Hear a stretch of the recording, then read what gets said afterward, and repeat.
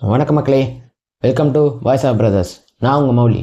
நாம் இன்றைக்கி வீடியோவில் என்ன பார்க்க போகிறோம்னா, அரசியல் அப்படியே இன்ட்ரெஸ்டிங்காக போயிட்டுருக்கப்போ நம்ம அனைத்து இந்திய அண்ணா திராவிட முன்னேற்ற கழக தலைவர் திரு கே எடப்பாடி பழனிசாமி அவர்கள் தேர்தல் வாக்குறுதி, அதாவது முதல் கட்ட தேர்தல் வாக்குறுதிகளை அனௌன்ஸ் பண்ணியிருக்காரு.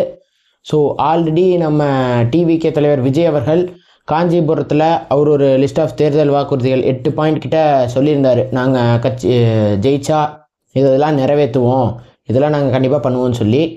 இப்போது எடப்பாடி அவர்கள் முதல் கட்ட தேர்தல் வாக்குறுதிகளாக ஒரு 5 வாக்குறுதிகளை அறிவிச்சிருக்கிறாரு.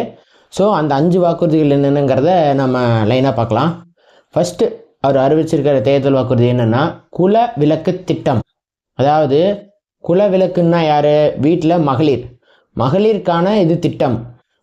இப்போது மாதம் 2000 ரூபா மகளிரோட ஒவ்வொரு ரேஷன் கார்டில் இருக்கிற மகளிரோட அக்கௌண்ட்டுக்கு டைரெக்டாக ட்ரான்ஸ்ஃபர் பண்ணிடுவாங்க.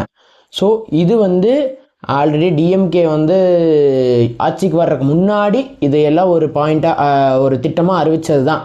பட் அவங்க அதை செய்யலை. எடப்பாடி அவர்கள் அதை செய்யறதா சொல்லியிருக்காங்க.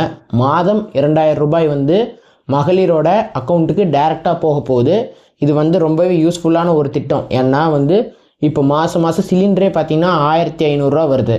ஸோ அந்த 1500 ரூபா செலவையே நிறையா மக்கள் பண்ண முடியாமல், சிலிண்டர் வாங்க முடியாமல் கஷ்டப்படுறாங்க. ஸோ இது அவங்களுக்கு யூஸ்ஃபுல்லாக இருக்கும். ஒரு மாதம் அரிசி மூட்டை வாங்கலாம். ஸோ அதுக்கெல்லாம் தகுந்த மாதிரி தான் இந்த தொகையவே கொடுக்குறாருன்னு நான் நினைக்கிறேன். ஸோ இது ஒரு நல்ல திட்டமாக இருக்குது. இந்த திட்டத்தினால நிறையா குடும்பங்கள் உபயோகமாகுங்கிறத நான் ரொம்ப நம்புகிறேன். 2ஆம் கட்ட திட்டமாக என்ன சொல்லியிருக்காருன்னு பார்க்கலாம். 2வது திட்டமாக அவர் என்ன சொல்லியிருக்காருன்னா, கட்டணமில்லா பேருந்து. அதாவது ஆல்ரெடி டிஎம்கேவோட ஆட்சியில் பெண்களுக்கு கட்டணமில்லா பேருந்து தான் போயிட்டுருக்குது. இவர் என்ன சொல்லியிருக்காருன்னா, ஆண்களுக்கும் கட்டணமில்லா பேருந்து நாங்கள் கொடுக்குறோம். அதாவது டவுனுக்குள்ளே பெண்களுக்கு எப்படி டவுனுக்குள்ளே போகிறதுக்கு கட்டணமில்லா பேருந்து கொடுத்துருக்காங்களோ, ஸோ அதே மாதிரி ஆண்களுக்கும் கட்டணமில்லா பேருந்து, இதில் இருபாலரும் கட்டணம் இல்லாமல் போய்க்கலாம் அப்படிங்கிற திட்டத்தை அவர் கொண்டு வராரு. ஸோ இதுவுமே ஒரு நல்ல திட்டம் தான். ஏன்னா ஆல்ரெடி பெண்களுக்கு கொடுக்கறத பற்றி நிறைய பேர் விமர்சனம் பண்ணிட்டு இருந்தாங்க.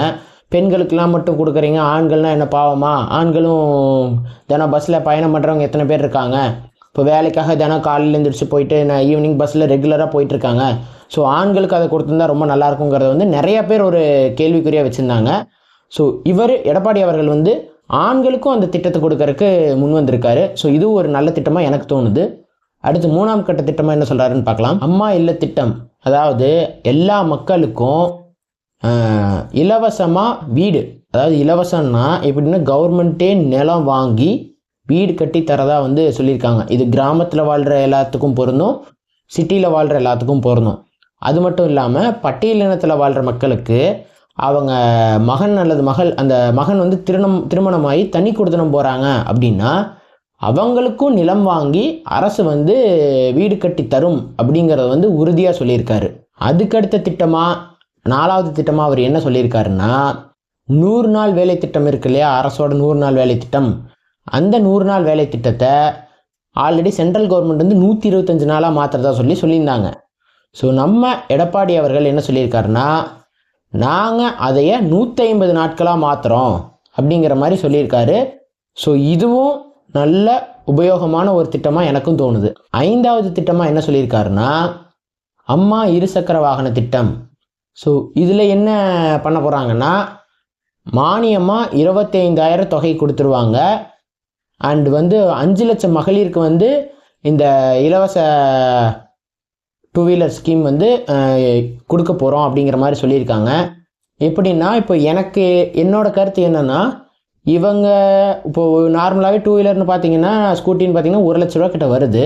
ஸோ அந்த 1 லட்ச ரூபாயில் 25,000 குறையுதுங்கிறது பெரிய விஷயந்தான். ஸோ அவங்க அப்படி எந்த வண்டிக்குனாலும் அப்படி ஸ்கீம் தர்றாங்களா, இல்லை அந்த மானியத்துக்கு கீழே இந்தந்த வண்டிகள்லாம் வரும்னு சொல்லி அதுக்கு மட்டும் அந்த ஸ்கீம் தராங்களாங்கிறது தெரியல. அது போக போக தான் தெரியும். பட் எப்படி கொடுத்தாலும் நல்லது தான். ஏன்னா இப்போ மகளிர் நிறைய பேர்த்துக்கு வண்டிகள் தேவைப்படுது. டெய்லி வேலைக்கு போயிட்டு வரவங்க நிறைய பேர் இருக்காங்க. அண்ட் குழந்தைங்களை ஸ்கூலில் கொண்டு போய் விட்டுட்டு வேலைக்கு போகிறவங்க, அந்த மாதிரி நிறைய கஷ்டத்தில் நிறைய பேர் இருக்காங்க. ஸோ அவங்க எல்லாத்துக்கும் 2 வீலருங்கிறது ரொம்ப அவசியம். ஸோ இது ஒரு நல்ல திட்டமாக எனக்கு தோணுது. இந்த 5 திட்டத்தை தான் வந்து முதல் கட்ட தேர்தல் அறிக்கையாக வந்து எடப்பாடி அவர்கள் வெளியிட்டிருக்கிறாரு. ஸோ அவர் என்ன சொல்லியிருக்காருன்னா, இது போக எங்கள் குழு வந்து மண்டல வாரியாக போய் நிறையா மக்கள்கிட்ட மனு வாங்கிட்டு இருக்காங்க.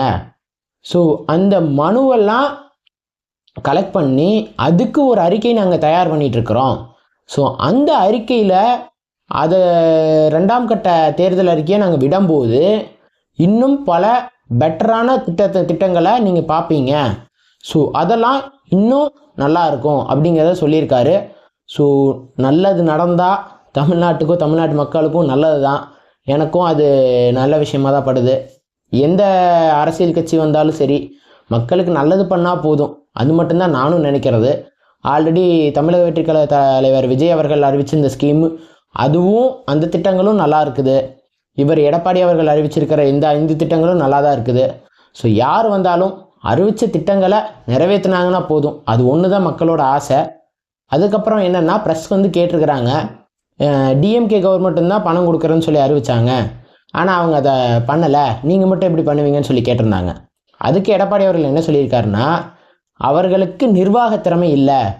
இப்போது ஒரு நிர்வாக திறமை இருந்தால் இருக்கிற கடனை அதிகப்படுத்த விடக்கூடாது. ஆனால் அவங்க என்ன பண்ணிட்டாங்க, இருக்கிற கடனை டபுள் மடங்கு அதிகப்படுத்தியிருக்காங்க. கொரோனா டைமில் 40,000 கோடி செலவு பண்ணியும் கடனை அதிகமாக விடலை. நாங்கள் அப்படி ஆட்சி செஞ்ச நாங்கள், இவங்க அந்த பிரச்சனை எதுவுமே இல்லைனாலும் கடனை அதிகப்படுத்தியிருக்காங்க. ஒரு நிர்வாகம்னா கடன் வந்து என்ன ஆனாலும் கடன் மேலே போகக்கூடாது, முடிஞ்சளவு கடனை கட்ட தான் பார்க்கணும். இப்போ கடனை அதிகப்படுத்திகிட்டே போகிறாங்க, இது என்ன நிர்வாகம்? அதனால தான் சொல்கிறேன், அவங்களுக்கு நிர்வாகத்திறன் இல்லை, அதனால அவங்க அறிவிச்சதையும் அவங்களால செய்ய தெரியல, அவங்களுக்கு செய்ய முடியலை அப்படின்ட்டு இருக்காரு. ஸோ நாங்கள் கண்டிப்பாக செய்வோம் அப்படிங்கிறதே அவர் சொல்லியிருக்காரு. 2ஆம் கட்ட தேர்தல் அறிக்கையில் இன்னும் பல திட்டங்களை, சூப்பரான திட்டங்களை நீங்கள் கண்டிப்பாக பார்ப்பீங்கன்னு சொல்லியிருக்காரு. ஸோ மக்களே, அடுத்து எந்தெந்த கட்சிகள் என்னென்ன அறிக்கை விடுறாங்க, என்னென்ன மாதிரி அரசியல் சூடு பிடிக்க போகுதுங்கிறதையெல்லாம் அடுத்து வர வீடியோஸில் பார்க்கலாம். அடுத்து ஒரு நல்ல வீடியோவில் சந்திக்கிறேன். அது வரைக்கும் பாய்.